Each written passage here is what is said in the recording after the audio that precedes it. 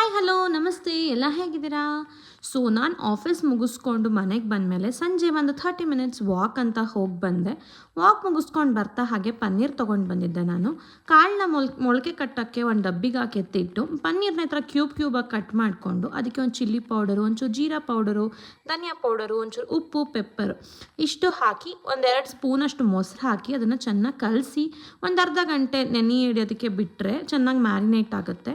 ಆಮೇಲಿಂದ ಅದನ್ನು ಎಣ್ಣೆಯಲ್ಲಿ ನಾವು ಆ ಕಡೆ ಈ ಕಡೆ both the side shallow fry ಮಾಡ್ಕೊಂಡು ತಿಂದರೆ ಚೆನ್ನಾಗಿರುತ್ತೆ. ನನಗೆ ಪನ್ನೀರ್ ಟಿಕ್ಕಾ ಅಂದರೆ ತುಂಬ ಇಷ್ಟ. ಇದಕ್ಕಿನ್ನೂ ಗ್ರೀನ್ ಚಟ್ನಿ ಕೂಡ ಮಿಕ್ಸ್ ಮಾಡಿ ಮಾಡ್ಬೋದು.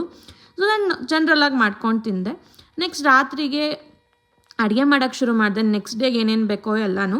ಸೊ ನಾನು ನೆಕ್ಸ್ಟ್ ಡೇಗೆ ಏನೇನು ಮಾಡಿದ್ದೆ ಅಂದರೆ ರೈಸ್, ಕ್ಯಾರೆಟ್ ಬೀನ್ಸ್ ಪಲ್ಯ, ಚಪಾತಿ, ಆಮೇಲಿಂದ ಉಪ್ಪಿನಕಾಯಿ, ಸಾರು ಮಾಡ್ಕೊಂಡಿದ್ದೆ ಆ್ಯಂಡ್ ಮೊಸರು. ಇದಿಷ್ಟು ನನ್ನ ನೆಕ್ಸ್ಟ್ ಡೇಗೆ ಮೆನು ಆಗಿತ್ತು.